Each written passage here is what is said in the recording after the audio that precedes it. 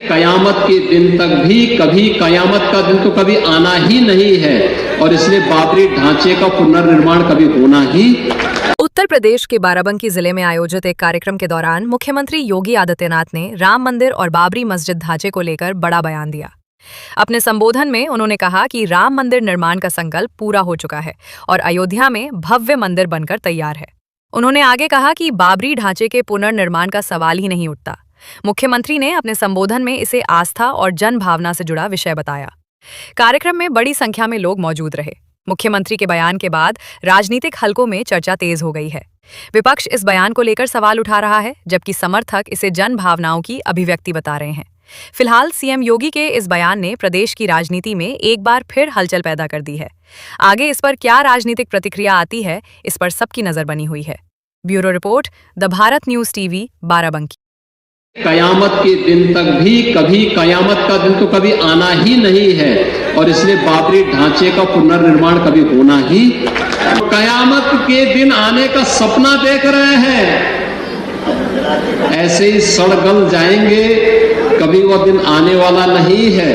KD Singh बाबू की हवेली बिक रही थी, हमारी सरकार ने कहा नहीं, देश के लिए उनकी सेवाओं को देखते हुए वह बिकेगी नहीं, सरकार उसका खर्चा देगी और उस हवेली में केडी सिंह बाबू का स्मारक बनेगा। उनकी स्मृतियों को सजो करके वहां पे खेल की एक नई एकेडमी के निर्माण के कार्यक्रम को हम आगे बढ़ाएंगे। बाराबंकी का नौजवान भी केडी सिंह बाबू से प्रेरणा प्राप्त करके इस राष्ट्रीय खेल के प्रति अपने आप को समर्पित कर सके, इसके लिए सरकार कार्य कर रही है।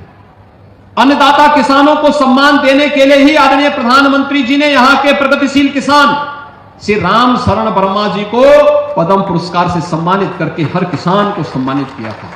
आपके परिश्रम को, आपके पुरुषार्थ को सम्मानित किया था और यही परंपरा आगे बढ़ाने के लिए आज हम सब आपके बीच में आए हैं। आपने देखा होगा यहां के लोकप्रिय विधायक जब अपनी बात को यहां पे कह रहे थे, जब यहां पे अपनी बातचीत कह रहे थे, उस समय उन्होंने यहां की योजनाओं के बारे में दिया, कैसे 84 कोस परिक्रमा का भाग यह जनपद भी बन रहा है और परिक्रमा मार्ग बनेगा, स्वाभाविक रूप से यहां का विकास कई गुना बढ़ेगा, रोजगार की नई संभावनाएं विकसित करेंगे। और अब तो हम स्टेट कैपिटल रीजन एससीआर के अंतर्गत हम लोगों ने बाराबंकी जनपद को लिया है। बड़े विकास के कार्यक्रमों को हम आगे बढ़ा रहे हैं। बाराबंकी का नौजवान रोजगार और नौकरी के लिए बाराबंकी के बाहर नहीं जाएगा, बाराबंकी में उसे रोजगार मिलेगा। यहां के सतीश चंद्र शर्मा जी ने, सुरेश राय जी ने, यहां के जनप्रतिनिधियों ने जो प्रस्ताव दिया था, राम स्नेही घाट के पास हमारा एक बहुत बड़ा औद्योगिक क्षेत्र खड़ा होने जा रहा है, उद्योग यहीं लगेंगे। बाराबंकी जनपद, इतनी पवित्र नदी सरयू मैया की कृपा यहां पर है। पौराणिक काल से इसका अपना एक गौरवशाली अतीत रहा है।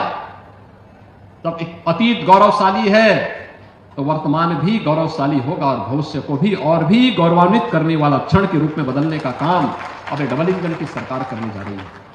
कनेक्टिविटी को बेहतर बनाने के लिए अच्छी सड़क बने, लोधेश्वर महादेव मंदिर का हो या अन्य प्रमुख स्थलों को जोड़ने के लिए, मार्गों के निर्माण के लिए पैसा दिया जा चुका है। कार्य युद्ध स्तर पर प्रारंभ होने जा रहा है, कुछ कार्य प्रारंभ हो चुके हैं, कुछ कार्य आगे बढ़ेंगे, ये रुकेंगे नहीं।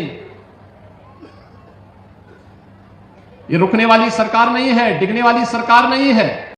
यदि आपने हमारे चैनल को सब्सक्राइब नहीं किया तो कर दीजिए और बेल आइकन को दबाना ना भूलें ताकि आपको हर खबर की अपडेट मिलती रहे।